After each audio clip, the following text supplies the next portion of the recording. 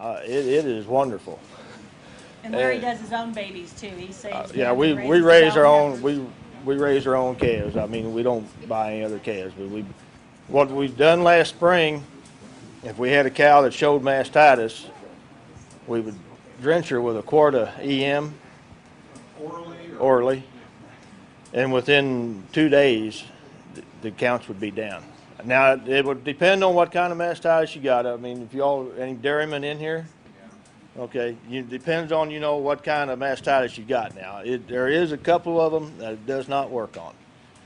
But most all of them, it does work. So we went 3 months without treating the cow for mastitis. We were just putting the EM in them last spring. In the summertime around here, it gets just extremely hot last summer anyhow, and that is really hard on cows too. That's our biggest time of mastitis. And well, Rhonda got us one of these medicators. She said, run it through the water and give it to them.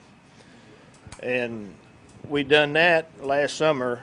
Well, the way we're set up, the way the cows come out of the milk house and go around, the automatic water is right there, which you can't get no EM in it there. So when they go out to pasture, they got to go buy a tank out there. So we hooked it on to where the medicator would go into it, and we made it strong in that tank. I mean, we went a gallon of EM to activate it to a gallon of water, and then it went through the medicator, which would be 1 to 125 on that one. Well, double that. Yeah. And she said, oh, you got way too much. I said, well, this won't be way too much, because, see, that's the only place they're getting it is out there. And then when they come back in through the barn, they drink up there and don't have anything in it. And we just hardly didn't have any mastitis last summer. As far as being sick, we haven't lost a calf since we've been using it. But we put it in the bottle of milk when we bottle all of them, and we put roughly 60 cc's a day in them. 60 cc's. Rhonda says we're too high, but I mean, we